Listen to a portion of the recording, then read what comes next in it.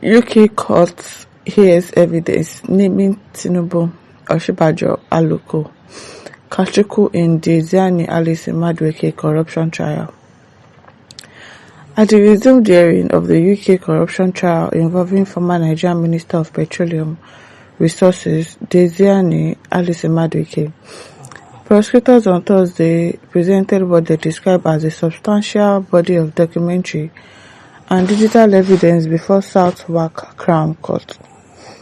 The prosecution told the court that materials placed on the record included transcripts of audio recordings, WhatsApp communications, emails, and correspondence allegedly recovered during searches conducted by the National Crime Agency and the Metropolitan Police at properties linked to the defendant.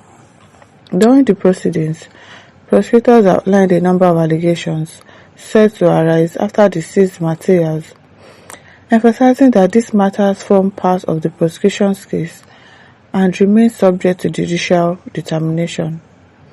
Among the issues referred to in open court were claims attributed to oil executive Olatimbo Ayinde, suggesting that individuals associated with businessman Kola Aluko benefited from their proximity to him. Ayinde is an ally of President Bola Tinubu. The court also heard reference to an alleged acrimonious dispute between Ms. Ayinde and businessman Femi Otedola, including a letter reportedly addressed to former Nigerian President Muhammadu Buhari, in which concerns about threats to her safety were said to have been raised. Prosecutors further alleged that a politician and businessman, Dumebi Kachukwu, acted as an intermediary in certain financial transactions connected to his brother Ibe Kachukwu, a former Minister of State for Petroleum Resources and former Group Managing Director of the Nigerian National Petroleum Corporation.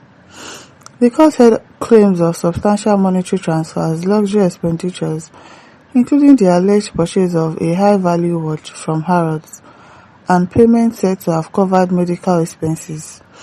It was also stated that correspondence authored by lawyer and current Minister of Aviation and Aerospace Development, Festus Keyamo, in his capacity as legal counsel, characterized some of the payments as relating to land transaction.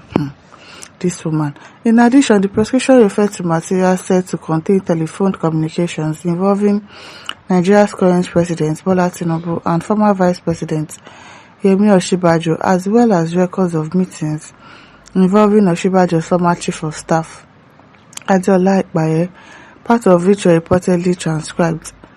Prosecutors emphasized that all materials cited were being tendered as part of the prosecution's evidentiary case in support of the charges before the court. The trial continues with the defense expected to respond as the proceedings advanced. Alice Madueke, former president of the Organization of Petroleum Exporting Countries, OPEC, is currently standing trial at Southwark Crown Court on 5 counts of accepting bribes and an additional count of conspiracy to commit bribery. It's not just bribery that she committed, she also stole public funds. So why have they not sentenced this woman since? So this thing has been going on for a very long time. Pleading not guilty to all charges, including conspiracy to commit bribery. Previously, jurors were told that the former minister lived an extravagant lifestyle in the UK, including using a personal shopper at Harrods. Imagine. A service reserved for Black Tier Rewards member who spend more than £10,000 annually. These pounds or euro. Can you imagine? According to reports, prosecutors further alleged that more than £2 million was spent on Alice Madueke's behalf at the Brompton Road store, with several purchases made using payment cards linked to Nigeria oil magnate Kolawole Aluko, and the debit card of his company, Tenka Limited. Can imagine all our money? They will take it outside the country and start spending it anyhow. Can imagine? The court was also told that about $4.6 million was spent, pounds, was spent refurbishing properties in London and Buckinghamshire, allegedly linked to her use. Aluko, a petroleum and aviation magnate named in the Panama Papers, was previously investigated over allegations that he helped move millions of dollars out of Nigeria as kickbacks to Alice Madueke. Prosecutors said he also held contracts with state-owned oil entities while seeking new ones. So this caller, what's his name too, has he been prosecuted? And you can imagine, the former minister was filmed leaving the court on Thursday without the use of a walking stick, accompanied by her driver or bodyguard as they made their way to waiting BMW. Because there's nothing wrong with her now. She's been pretending since. There's nothing wrong with her. That's how they behave in Nigeria. Once they catch them doing something wrong, they'll now start pretending that, oh, their leg is paining them, their neck is paining them, oh, they are sick, they are this, they are that. Alice Madueke was also captured on video departing Southwark Crown Court in London on Wednesday, walking briskly and unaided, in contrast to earlier court appearances in which she had been seen using a walking stick. Now, pretending that's how they used to behave.